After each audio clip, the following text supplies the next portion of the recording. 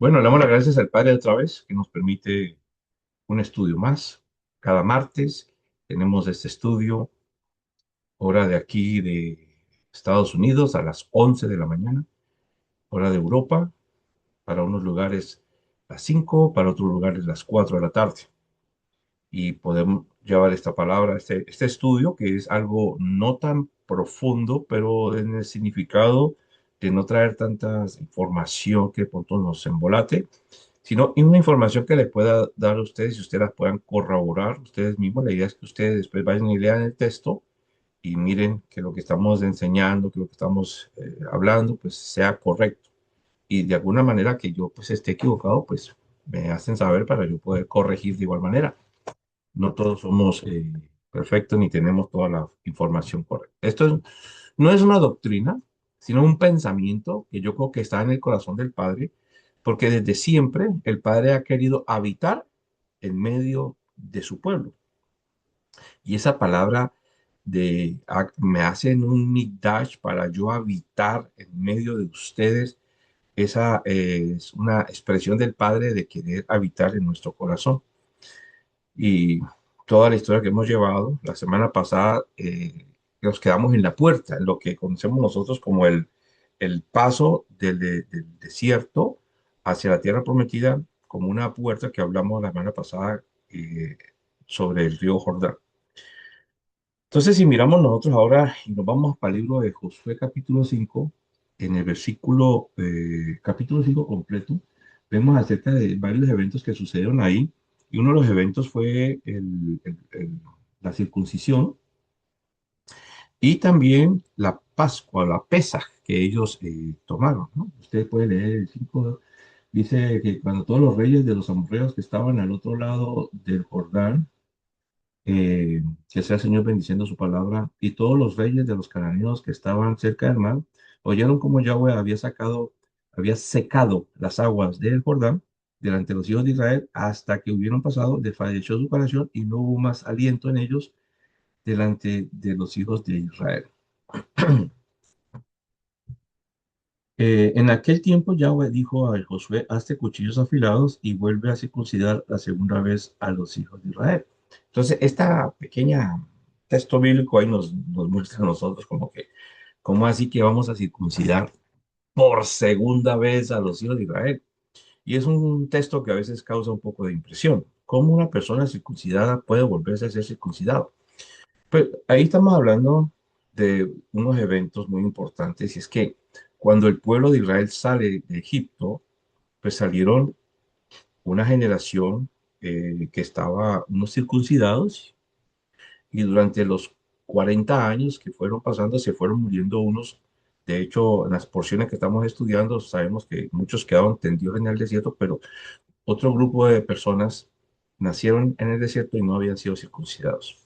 Esto nos muestra a nosotros, nos garantiza de que ellos como israelitas, como hebreos, iban a cumplir la Torá. Entonces vemos de que hubieron personas que estuvieron durante esos 40 años celebrando la Pesaj o celebrando esto. ¿Cómo? Claro, ellos tenían animales, podían hacer sacrificios de animales y podían celebrar la Pesaj hasta que ahora sí, pasando al Jordán, abriendo esa puerta, llegando a esta tierra prometida, ahora ellos tenían que hacer la circuncisión de su prepucio. No era que cada uno hacía la segunda circuncisión, aunque también lo podemos ver de una manera muy, digamos, implícita, de que es importante la circuncisión del corazón para después hacer la circuncisión de natural. Entonces los israelitas celebran Pesaj, circuncidados, en Gilgal. Esta fue una celebración muy especial, ya que marca el fin de una travesía por el desierto y da inicio a una etapa nueva en sus vidas, que es conquistar la tierra prometida. Pero es un evento muy, muy importante e histórico en la vida y la historia del pueblo de Israel. Esa primera Pascua en Canaán fue la primera vez que celebraron la Pesaj en la tierra que Elohim les había prometido. Termina el maná, termina el maná, el relato indica que el maná que los alimentó durante 40 años cesó al día siguiente de la celebración. y comenzaron a comer los frutos de la tierra. De aquí, de este texto, es donde se pegan los hermanos Yahudá para decir que el conteo del Omer se hace desde el día siguiente del día elevado, ¿no? Eh, ellos, los hermanos Yahudá, en su calendario de Hillel, ellos lo que hacen es que comen pesa en la tarde del día 14 para el 15, ellos guardan el día 15 como tal, e inmediatamente ellos comienzan a contar el Omer desde el siguiente día del Pesa, que es el 16. Por eso hay tanta discrepancia entre ellos y nosotros, porque nosotros lo celebramos de acuerdo al Levítico 23 que dice, contaréis 7 semanas completas desde el día siguiente del sábado y después, ahí dice el Shabbat semanal, y el día siguiente son 50 días. Entonces nosotros comenzamos a contar, es desde el día siguiente del Shabbat. Ellos cuentan desde el día siguiente, basado en este texto, que voy a ir por encima, pues yo ya tengo estudios explicando exactamente esto, pero voy por encima así para recordar. Y en el versículo 10 dice esta cosa que nos puede, ¿no es cierto?, abrir nuestra mente aquí. Dice, los hijos de Israel, versículo 10, acamparon en Gilgal y celebraron a los 14 días del mes por la tarde en llanos de Jericó. O sea, celebraron bien. O sea, ellos van pegados al mandamiento. La pesa, de acuerdo al libro de Levítico 23, de acuerdo al libro de Éxodo, capítulo, eh, cuando se está hablando sobre la salida del pueblo de Egipto, cuando miramos aquí en el libro de Éxodo 12, nosotros vemos de que había que celebrarlo el 14. Y Levítico 23 también nos dice que celebremos el 14. Entonces, dice aquí prácticamente de que hay que celebrarlo el 14 en la tarde, ¿no? Cuando el Padre les muestra ahí que dice que este día es el día importante. Cuando miramos aquí en el capítulo 12 de Éxodo, le dice en el versículo 3, habla a toda la congregación de Israel diciendo el día 10 de este mes cada uno toma un cordero, entonces lo va a guardar por cierta cantidad de días. Cada persona tiene que tomar. Y después dice el versículo 6, y lo guardaréis hasta el día 14 de este mes, y lo vas a inmolar con toda la congregación del pueblo de Israel entre las 2 tardes, ¿no? O sea, de acuerdo al texto del mandato de Levítico 23, de igual manera lo están haciendo correctamente. Porque esa es la historia como tal. No olvidemos que Levíticos nos marca el mandamiento nos instruye el mandamiento, pero siempre hay un evento bíblico que corrige, corrobora ese estudio del mandamiento. Dice en Levítico 23 que es digamos, habla de las fiestas, que literalmente se llama así. Dice, cuando usted lo mira, empieza primero hablando del Shabbat, pero el del versículo 4 en adelante dice, estas son las fiestas solemnes de Yahweh, las convocatorias santas, a las cuales convocaréis en sus tiempos. Son las fiestas de Yahweh. Dice, en el mes primero, o sea, el mes de Nisan o Abib, a los 14 del mes, entre las 2 tardes Pascuas es de Yahweh, y a los 15 días de este mes es la fiesta solemne de los panes sin levadura por 7 días. Entonces, de acuerdo al texto bíblico, a la instrucción y a la historia, el pueblo de aquí de Josué, en el libro de Josué, lo está haciendo correctamente. Pero aquí lo que viene es la confusión. Dice, terminando el versículo 10, habla un versículo 11 que sigue y marca una pequeña confusión para los que estamos leyendo. Dice, al otro día de la Pascua, comieron del fruto de la tierra, los panes sin levadura, y el mismo día espigas nuevas tostadas. Ese texto es el que causa un poco de confusión. Quiero explicarlo hoy un poquito otra vez para que de explicarlo, de pronto vamos aprendiéndolo. Levítico 23. Hasta este punto vemos de que ellos han estado cumpliendo la Torá al pie de la letra. Levítico 23, hay una instrucción que no se debe de violar. La palabra de Yahweh no se debe de violar. Levítico 23 dice este texto muy, muy importante, hablando acerca de la villa, y dice, y es un texto que está conectado con Josué. ¿Por qué? Porque, vuelvo y explico, las primicias, como llamamos nosotros, las primicias, o el Omer Reshi, no se podía celebrar en el desierto. tenía que celebrarse en la tierra, porque aquí lo dice, versículo 9, capítulo 23. Y habló Yahweh a Moisés diciendo, habla a los hijos de Israel y diles, cuando hayas entrado en la tierra que yo os doy, ¿ah? Cuando hayas entrado en la tierra que yo os doy, y seguéis su mies, ¿sí? O sea, ya todo estaba sembrado, ya todo estaba listo para tomarlo. Dice, traeréis al sacerdote una gavilla por primicia de los primeros frutos de vuestra siega, ¿ok? O sea, ya todo está sembrado, ellos nomás tenían que ir a tomarlo, no tenían que sembrarlo, tenían que simplemente recogerlo. Y traerá el sacerdote la gavilla delante de Yahweh para que seas aceptados al día siguiente del día de reposo la mecerá, ¿sí? Al día siguiente del día de reposo. Claro, aquí en la Biblia Reina Valera nos dice al día siguiente del día de reposo. Pero cuando usted se va en el texto original, no nos marca muy específicamente que el día de reposo ahí se le llama Shabbat.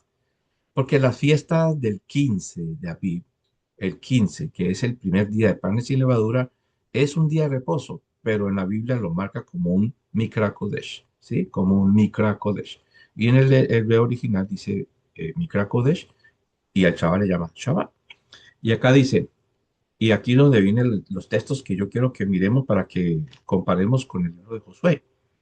Dice, y el día que ofrezcáis la gavilla, ofreceréis un cordero de un año, sin defecto, en holocausto a Yahweh. Su ofrenda será 2 décimas de efa de flor de harina amasada con aceite, ofrenda encendida a Yahweh con olor gratísimo.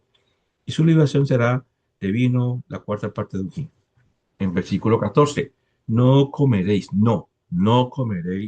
pan ni grano tostado, ni espiga fresca, hasta este mismo día, hasta que hayáis ofrecido la ofrenda de vuestro Elohim. Esto es un estatuto perpetuo por vuestras edades en donde quiera que habitéis. ¿Qué significa ese texto? Está diciendo que cuando entren, ellos no van a poder comer la espiga o el grano tostado, no van a poder celebrar Shavuot, por decirlo así, hasta que, o presentar los dos panes de las 2 décimas, hasta que hayan presentado la ofrenda de el Omer Reshi. O sea, primero, ellos obligadamente tienen que comer pan sin levadura, pero aquí está diciendo que no podían comer hasta que esa ofrenda no fuera levantada del Padre. ¿Qué quiere decir eso? Que tenían que levantar la ofrenda, ofrecérsela al Padre para después ellos ir y comer del fruto de la tierra. No podían comer antes de dedicársela al Padre. Aquí lo está diciendo. No comeréis pan ni grano tostado. Negación, no puede. Ni espiga fresca. Hasta este mismo día, hasta que hayáis ofrecido la ofrenda a vuestro Elohim. ¿Cuál ofrenda? Pues aquí lo está diciendo en el versículo 10. Traeréis una gavilla por primicia, el sacerdote la mecirá la gavilla para que seáis aceptados al día siguiente del día de reposo. Y el día que ofrezcáis la gavilla, ofreceréis un cordero de un año, sin defecto, en holocausto a Yahweh. Su ofrenda será 2 décimas de efa de flor de harina basada con aceite, ofrenda encendida a Yahweh en olor gratísimo, su libación será de vino. O sea, esto que está aquí es un mandamiento que no se puede hacer hasta que sea presentada la gavilla. Pero cuando usted lee Josué capítulo 5, versículo 11, dice que al otro día de la Pascua, al otro día de la Pascua, entonces como si nosotros desconectamos en la instrucción bíblica, si desconectamos la instrucción de Levítico 23 de este evento, podríamos pensar que estos hermanos de Josué, allí en Josué, violentaron el mandamiento de Levítico 23, versículo 14, porque aquí dice que al otro día de la Pascua ellos comieron. Entonces diríamos, pero ¿por qué ellos hacen eso? Pues nosotros sabemos que no, porque ellos no violentaron la Torá. Aquí está sucediendo un evento muy importante que queremos recordarlo, es que nosotros celebramos fechas y no días, ¿no? Las fechas siempre son las mismas, pero en la historia se muestra que los días cambian de fechas. Vuelvo y reitero el ejemplo de nuestro cumpleaños, nuestro día de nacimiento, siempre viene siendo la misma fecha. El día primero del 10 de octubre, o el 10 de octubre, cumple usted años, pero cada año te cambia de día. No todos los años, no los años te van a caer el mismo día. De igual manera, las fiestas de nuestro Elohim son fechas, pero cada año cae diferente. Por eso usted ve que a veces celebramos Pesaj un miércoles, de pronto el año que viene lo celebramos, puede ser que vuelva y caiga un miércoles, o puede caer un jueves, o puede caer un viernes, ¿no?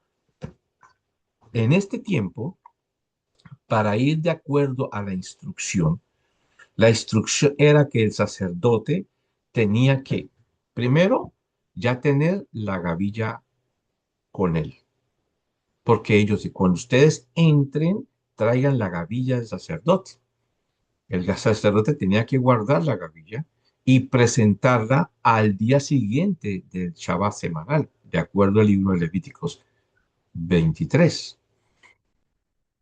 Vemos ahora que el pueblo pasa el Jordán, están celebrando Pesach, exactamente el día que tenía que ser, pero la fecha, pero no nos dice qué día era, ¿no? Porque en aquel tiempo pues no estaba estipulado, eh, digamos, los días que nosotros conocemos hoy como lunes, martes, miércoles, jueves, viernes o sábado, sino el primer día, segundo día, tercer día, pero aquí, como vuelvo y explico, aquí marcan es la fecha, el 14, y no dice si era el día primero, si era el día segundo, si era el día tercero, no dice nada de eso, pero nosotros debemos de analizar las cosas de acuerdo al texto leído del libro de Éxodo capítulo 12 y Levítico 23, que es que dice que el día 15 es el primer día de panes sin levadura y es un día elevado, es un Mikra Kodesh. Pero cuando leemos Levítico 23 dice que se le traía la gavilla a el sacerdote y el sacerdote la mecía al día siguiente del Shabbat semanal, no del Mikra Kodesh. El original no dice Mikra Kodesh, el original dice Shabbat semanal. Entonces, ¿cómo podemos cuadrar esto con este escrito de Josué, entendiendo nosotros que ellos no violentaron la Torá? Es fácil, para que podamos nosotros tener una claridad, ¿no? Si usted coge un lápiz y un papel, usted analiza y coloca viernes, después coloca sábado, y después coloca domingo, ¿sí? Viernes es el sexto día, sábado es el séptimo día y el domingo es solo el primer día o el octavo día. Ok, el sacerdote tenía que mover la gavilla al día siguiente del Shabbat. ¿Cuál es el día siguiente del Shabbat? El primer día que para nosotros es domingo. El domingo, él tenía que mover la gavilla. Después de que él moviera la gavilla o presentara la ofrenda de la tenufá, que se movía de derecha a izquierda, para el bien de todos nosotros, después que él moviera la gavilla, es que se podía comer el grano tostado de acuerdo al libro de Levítico 23, versículo 14 que acabamos de leer. No comerán hasta que sea presentada la ofrenda al Padre. ¿Quién la presentaba? La gavilla. ¿Quién? El sacerdote. ¿Cuándo? El día siguiente del Shabbat semanal. Entonces, los hermanos de Judá ven eso y lo conectan rápidamente después del día 15. ¿Y que están mal ellos? No, no están mal. Ellos la celebraron después del día 15. Pero lo malo fue que ellos marcaron ese día y dijeron que así es para siempre. Y reescriben en la Mishnah que contando desde ahí hasta 50 días, siempre le va a dar el 6 de Sivan, caiga lunes, caiga miércoles, caiga jueves, cualquier día. Y ese está el problema. Pues nosotros tenemos que ir de acuerdo a lo que está escrito en la Torá y no lo que está de acuerdo en libros de sabios. La Torá es la que es inspirada. Por eso es que hay un problema entre los saduceos, que se refieren a la Biblia tal como está escrita, y hay otro, el de los fariseos, que ellos consideran todas las informaciones de los sabios, ¿no? Y usted ve que unos celebran, van atrasados, otros van adelantados, pero siempre el 6 de Sivan va a ser para los hermanos que celebraron basado en este texto bíblico. Porque, no, pastor, pero es que ahí fue después del 15, sí, después del 15 fue 16 y ya. Pero el mandamiento dice que tenían que hacer la gavilla al día siguiente de Chava semanal y después comer del grano tostado. Claro, ahí lo dice, si usted lo lee otra vez, Josué 5:10, ellos celebran Pascua. Y el versículo 11 dice, al otro día de la Pascua. comieron del fruto de la tierra. Entonces da la impresión como que, bueno, esta gente no esperó ni que llegara el domingo para mecer la gavilla y se comieron, fallaron la instrucción, no fallaron. Porque en aquel tiempo, el viernes en la noche, o el 14 de Aviv, para decirlo así con fecha, cayó un viernes. El 14 de Aviv cayó un viernes. Ese viernes, entre las dos tardes, comieron ellos Pesaj, comieron su comida de Pesaj, el viernes en la noche. Lo que sigue entonces es que el viernes en la noche inicia el Shabbat semanal, ¿sí? El viernes a la noche inicia el Shabbat semanal, eso lo sabemos todos muy claramente, pero coincidió en aquel tiempo que ese viernes a la noche también fue el día 15 del mes de Nisan, o sea, era un Shabbat, Shabbatón, o sea, tenía un día de descanso semanal, más tenía la fiesta del primer día de panes sin levadura. Ahora nos queda el día domingo. Entonces, el mandamiento es correcto. Al día siguiente del Shabbat semanal. Ese tiempo cayó un Shabbat semanal y cayó el día 15, el día elevado. Entonces, estas personas cuando entraron a la tierra prometida, tuvieron por lógica que haber traído la gavilla, ya sea el jueves o el mismo viernes, o después que se recuperaron de la circuncisión, fueron y trajeron la gavilla, porque recuerden que ya estaba sembrada las cosas, ya había que no más que ir a recoger, a cegarlas. Ellos estaban recién saliendo de su circuncisión, no tenían tiempo para sembrar, el padre les dijo, entren y cieguen, recojan y traigan al sacerdote. Entonces, yo creo que ellos entraron, cogieron la gavilla, se la entregó al sacerdote, en la tarde hicieron la cena de pesa, el sacerdote entonces, pasado el 15, que fue el Shabbat, pasado ese 15, que fue el Shabbat del 15 de Aviv, el día de la mañana del domingo, que es el primer día, él meció la gavilla y al mecer la gavilla ya tenían derecho a comer el pan.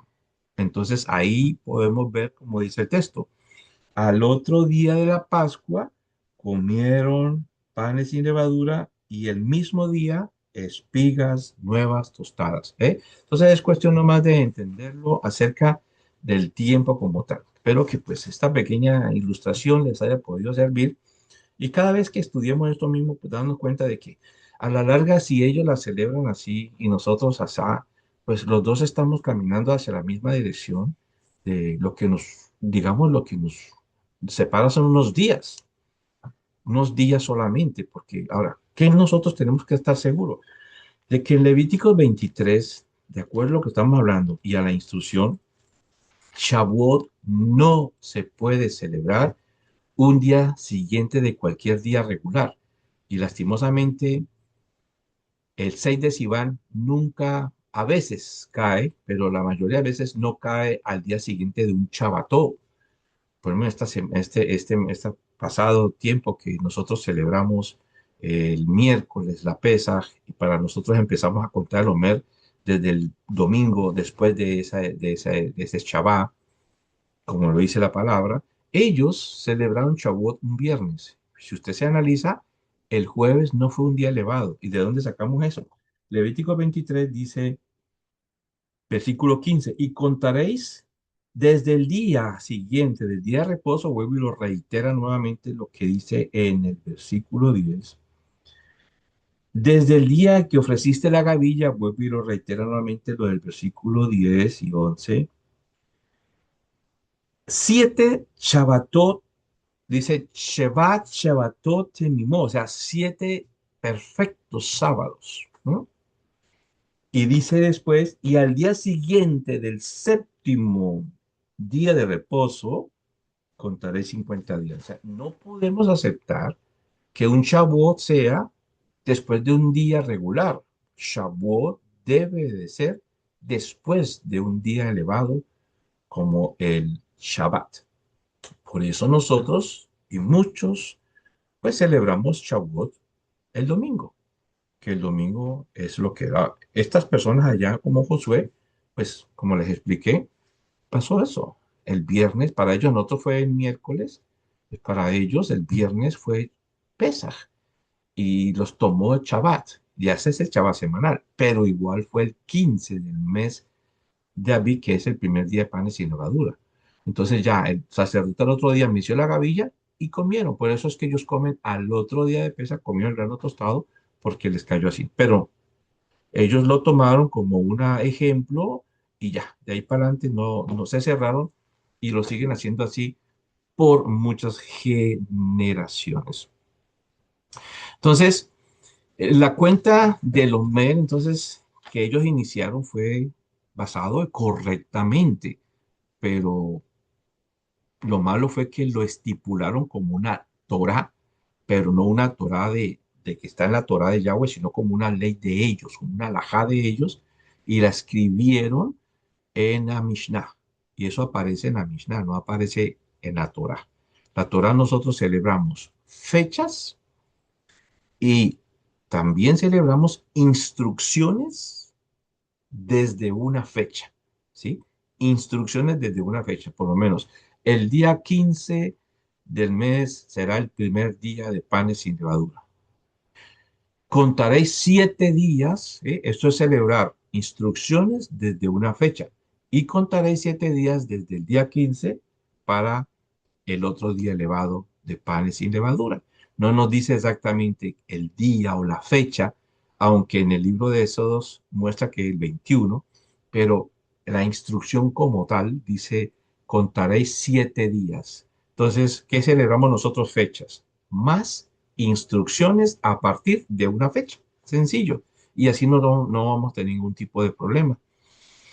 Pero ellos celebran ahí. Ahora, eh, para ellos, siempre para nuestro pueblo de Yehuda, ellos conectan la entrega de la Torá en el monte de Sinaí como un Shavuot.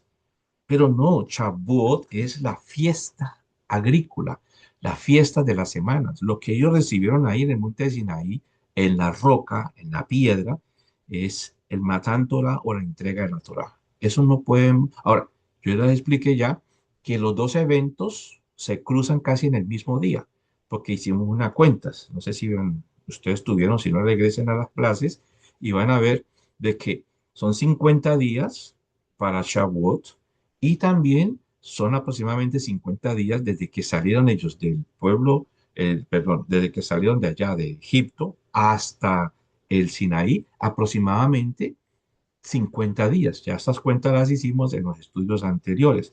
Eso es lo que ellos dos marcan, pero a nivel conquista y entrando a la tierra, abriendo la puerta del Jordán, es donde se inicia el primer Shavuot, porque el primer Shavuot tenía que ser celebrado con espigas, no con maná. Nosotros no podemos celebrar Shavuot con maná, porque mientras haya maná, no se podía celebrar.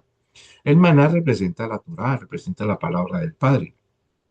Ahora, si nos enfocamos en la secuencia del cruce del Jordán, que los israelitas entonces celebran su primera Pascua ahí, en ese lugar, como les dije en estos momentos, y ahí en Gilgal, ¿no?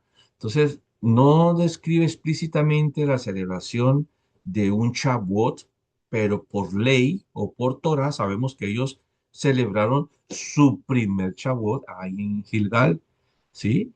Ahí estaba el tabernáculo que funcionó como esa base de operaciones y que Josué durante sus primeros años de conquista tenía en el tabernáculo que fue elegido por Moshe allá en Éxodo capítulo 40 y ahí podemos nosotros ver que esta celebración de agricultural tenían que celebrarla ahí, en ese lugar donde el Padre los llevó, donde pudieron ver agricultura y traer entonces esa información de la Torá y volverla a ellos algo bien práctico de traer las gavillas y presentarlas y comenzar a comer. Por eso es que se acaba el maná, porque ya comenzaron a comer del grano tostado.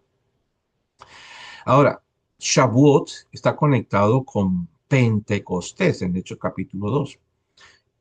Se cree un aproximado de que celebraron aproximadamente muchos Shavuots. Claro, digamos, en el tiempo que estaban en el exilio, que no había templo, que habían ellos, pues esos tiempos como que no se celebraron, pero hubieron aproximadamente 1436 años desde ese lugar de Gilgal hasta el aposento alto. 1436. Y eso es algo pues que nosotros pues se calculan, si usted va con después a Primera de Reyes capítulo 6:1, comienza a contar los años, comienza a sumarlos y le da un total aproximadamente hasta el cautiverio que duró exactamente 70 años, le da a usted aproximadamente esa cantidad de años.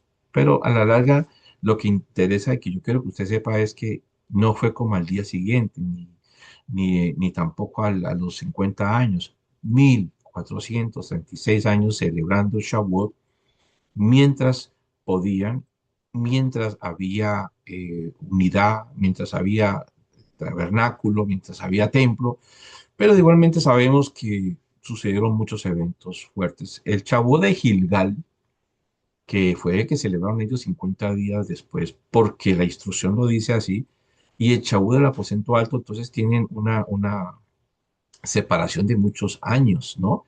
El primero fue en la tierra prometida, ¿sí? Que pues ocurrió ahí en Gilgal, y fue el primer chavo donde el pueblo fueron y ofrendaron pues los cultivos que ellos habían sacado directamente de la tierra y los presentaron. Ahora, el aposento alto, ellos allá también estaban, era celebrando Shavuot. En el aposento alto ellos no estaban celebrando la entrega de la Torá, estaban celebrando Shavuot. Entonces, el libro de capítulo de Hechos, el capítulo 2 cuentan entonces que prácticamente 50 días después de la resurrección de nuestro don Yeshua, los discípulos estaban reunidos. Y eso lo podemos ver tranquilamente cuando Yeshua se aparece con ellos en el capítulo, Hechos capítulo 1. Si usted va conmigo a Hechos capítulo 1, se da cuenta que fueron aproximadamente 50 días que ellos estuvieron ahí reunidos, porque Hechos capítulo 1, el versículo, es un capítulo de Hechos, eh, Hechos 1, si usted va conmigo a Hechos 1, versículos, los primeros versículos, muestra un tiempo muy importante que marca los 50 días. A veces no sabemos la información, está aquí, mire. Dice que en el capítulo 1 de Hechos, dice de que Yeshua se les apareció a ellos, dice así, versículo 3, a quienes también después de haber padecido, se presentó vivo con muchas pruebas indubitables, ¿sí? Apareciéndose durante 40 días y, y hablándoles acerca del reino. O sea que Yeshua se les presentó a ellos después de su resurrección, después que él subió y bajó, se les presentó a ellos 40 días y después les dijo, no se vayan, quédense para que reciban la promesa. De eso hablaremos más adelante un poco más. Pero después salta en el capítulo 2 donde empezamos con la fiesta de Pentecostés, que significa 50.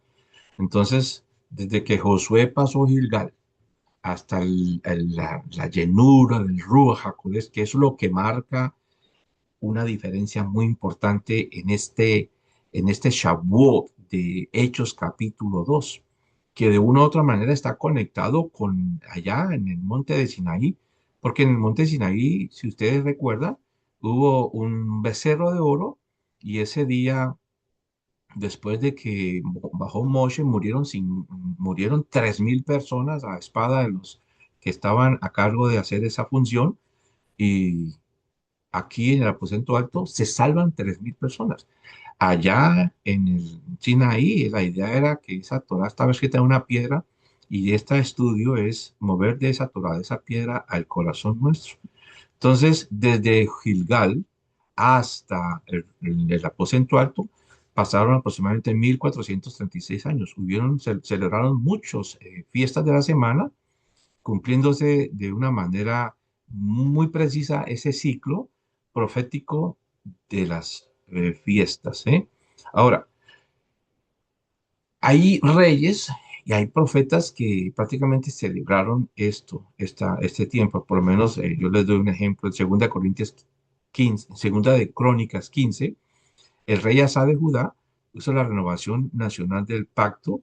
Entonces, si usted lo lee, se da cuenta que hubo una gran victoria militar y guiados entonces por la profecía del profeta Azarías, el rey Asa reunió a todo el pueblo en Jerusalén, celebrando con sacrificios miles de bueyes, ovejas, destruyeron todos los ídolos de la tierra y renovaron formalmente el pacto de buscar a Elohim de todo su corazón. Entonces el relato bíblico destaca que hubo gran alegría y que la tierra tuvo mucho paz por muchos años. De igual manera, un evento parecido en el rey de Salomón, en la dedicación del templo y el fuego que hubo llevado ahí. También el sacerdote Esdras, también el retorno de la ley, nos marca unos contextos tremendos cuando eh, después del exilio de Babilonia, usted puede leer, se da cuenta de que también hubo prácticamente una lectura bíblica pública de toda la Torá y el pueblo de Yahudá estaba ahí prácticamente esperando celebrar Shavuot. Entonces conecta con todo este tiempo de- porque las fiestas de otoño están conectadas con Yom Teruah, Yom Kippur y Sukkot, ¿sí? Eh, Vemos de que estos están regresando del exilio y celebraron las fiestas de allá del tiempo. También tenemos entonces, muy importante es los profetas Jeremías, Ezequiel y Joel. ¿Por qué? Porque aunque estos profetas, Jeremías y Ezequiel, vivieron en épocas de crisis donde, digamos, los Muerín no se podían celebrar adecuadamente debido pues, a que la apostasía, al exilio, a lo que estaba pasando, ellos profetizaron algo maravilloso y digamos, un Shavuot, a la espera de un Shavuot que marcaría un antes y un después. Por lo menos Jeremías, el pacto renovado de Jeremías 31, eh, y comienza a hablar sobre esto. Jeremías es el que nos habla a nosotros de la importancia de que la Torá va a estar escrita en nuestros corazones, ¿no? Que haría un nuevo pacto, ¿no? Un pacto renovado. Ezequiel también profetiza de un corazón y un espíritu nuevo cuando usted lee el capítulo 36 del libro de Ezequiel. Ahora, eh, muchas personas hablaban de llegar a Gilgal, pero ¿qué significa Gilgal? ¿No? Gilgal significa literalmente círculo, ¿no? O rueda, o rodar. Ese significado es importante porque pues marca de igual manera una enseñanza, ¿no? El significado de círculo de piedras. Vemos de que este nombre Gilgal describe un lugar donde las cosas se disponen en forma circular, ¿no? De hecho, en Josué 4:20 usted se da cuenta que se narra allí que se levantó un monumento de 12 piedras sacadas del río y, digamos, un recordatorio de ese cruce milagroso. No olvidemos que hubieron piedras en el río, piedras que sacaron del río y le pusieron en Gilgal y pues de ahí se cree que ellos las colocaban en forma circular, ¿no? Eso es algo, como decir, un patrón muy común que ellos lo hacían en los campamentos antiguos en toda la región. Ahora, el significado espiritual de Gilgal es quitar el oprobio, ¿no? Josué 5:9 dice, antes de que el pueblo pues estuviera celebrando la Pesaj, menciona que Elohim le dice a Josué, hoy he quitado de encima de vosotros el oprobio de Egipto, por lo cual el nombre de aquel lugar será llamado Gilgal hasta hoy. Vemos aquí un juego de palabras, ¿no? Las palabras en hebreo, Elohim utilizó la palabra o la acción de rodar o quitar, o galal. Entonces, de que quitar la vergüenza y el pasado de la esclavitud de Egipto que el pueblo cargaba físicamente, marcando entonces, como dice, un borrón y cuenta nueva, entrar a la tierra prometida. De igual manera, Yahweh hace eso en cada uno de nosotros que estamos saliendo de esa Egipto del pecado a la nueva tierra. Ahora, esas profecías, quiero terminar con esas tres profecías. La semana que viene vamos a terminar allá en aposento alto, pero quiero marcar esa profecía de Joel, de Jeremías, si se quiere un poquito más, aunque ya hablé un poquito la semana pasada, pues es que conectan de una manera muy perfecta al describir este mismo evento yo diría que en dos etapas, ¿sí, no? Porque Jeremías y Ezequiel profetizan la transformación interna. del ser humano que se somete a las cosas de Elohim. Pero el profeta Joel o Joel revela, como quien dice, el motor espiritual que haría posible esa transformación. El problema del corazón del hombre siempre ha sido y seguirá siendo hasta que venga Yeshua. Jeremías y Ezequiel identificaron que el pueblo de Israel fallaba constantemente en cumplir la Torá porque su naturaleza interna estaba corrompida. ¿Cómo dice Jeremías? Jeremías 17:9 dice, engañoso es el corazón más que todas las cosas. Y Ezequiel de igual manera describe la condición del ser humano, del pueblo, como un corazón de piedra. Eso lo vemos en Ezequiel 11, en Ezequiel 36. Un corazón insensible, frío, a querer obedecer los mandamientos.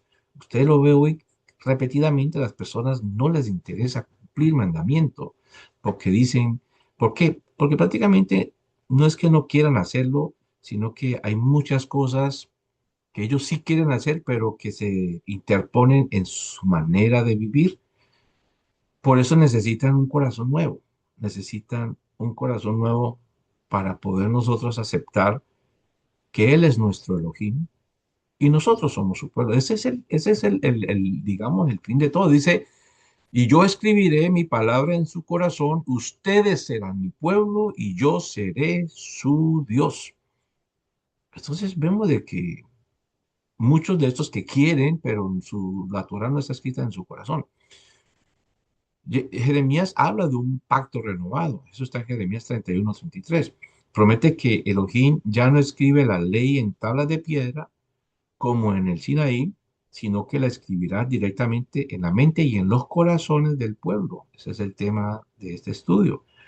Ezequiel habla como un trasplante de corazón, ¿sí? ¿Se acuerdan? En Ezequiel 36, 26, 27 dice que logrará hacer un trasplante de lo que, digamos, lo que dijo Jeremías, que Elohim quitará el corazón de piedra, pondrá uno de carne, y él añade que pondré dentro de vosotros mi espíritu para hacerlos andar en sus decretos. O sea, es algo, como decir, un trabajo mancomunal entre lo que estaba hablando Jeremías y Ezequiel de esa cirugía que se necesitaba hacer en el ser humano, donde muchos la hemos permitido, porque somos nosotros los que permitimos eso en cada uno de nuestros corazones. No podemos estar a toda hora pensando de que yo lo voy a hacer por alguien. No, yo lo voy a hacer por Elohim, porque Él se merece que yo lo siga haciendo por Él. Ahora, cuando hablamos sobre Joel, nos muestra acerca de la importancia de entender que el Espíritu cae sobre todos. Anteriormente entendíamos que era sobre uno, sobre el otro, pero entonces aquí Joel revela, cuando usted ve en Joel capítulo 2, del 28 al 29, revela algo grande de la promesa de Ezequiel. Dice que el espíritu de Elohim ya no vendrá solo sobre reyes o profetas que Elohim haya seleccionado. Él dice, derramaré su espíritu sobre toda carne, sobre hijas, hijos, ancianos, jóvenes, siervos. Entonces vemos que esta conexión, la próxima semana vamos a ver cómo estos profetas muestran inmediatamente la importancia de saber el corazón del Padre, que es siempre traer esa información de una piedra, de algo insensible al corazón. Y si nosotros dejamos, es el Padre quien va a hacer esa cirugía, es el Padre quien va a inundar nuestro ser, pero depende de nosotros. Hemos siempre tenido libre albedrío. Ahora, eres tú quien permite que podamos pasar de una etapa carnal a una etapa espiritual, pasar de la muerte a la vida, pasar del desierto a la tierra prometida. Pero necesitamos llegar con un corazón circuncidado. No podemos tener ese corazón de piedra, de hacer lo que yo quiera, cuando yo quiera, de yo soy el que decido lo que se va a hacer. Estamos mal. Nosotros somos su creación, Él es nuestro creador. Nosotros somos su pueblo, Él es nuestro Dios. Nosotros somos sus esclavos, Él es nuestro gobernador, el que desea gobernar en nuestra vida. Fácilmente utilizamos a Dios como un amuleto y pensamos que Él tiene la responsabilidad de hacer cosas a mi favor simplemente porque Él me crió o me creó. Pero no, no es así. Siempre nos ha dado la libre albedrío, la voluntad que usted decida lo que quiera tomar, pero la palabra, lo que estamos haciendo, lo que estamos estudiando nosotros, nos debe llevar a nosotros en un proceso de cambio, de ver la intención del Padre, de ver todo lo que Él hace a nuestro favor y aceptarlo. Tal vez nosotros estuvimos allí en alguna ocasión, que no queríamos hacer lo que el Padre quería que hiciéramos, pero el Padre ha decidido que nosotros hagamos algo, corrección, teshuvá, y poder nosotros entender que Él no nos va a tener en cuenta las cosas pasadas, que Él quiere morar en nosotros y así de esa manera irnos llevando en este proceso hasta que sea su segunda venida. Pues amados, voy a dejar el estudio aquí para que no se nos haga tan largo. Dale like, compártalo y bueno, y que podamos nosotros también tener una respuesta para alguien que de pronto venga con ningún tipo de pregunta. Que ya los bendiga a todos. Saludos, bendiciones.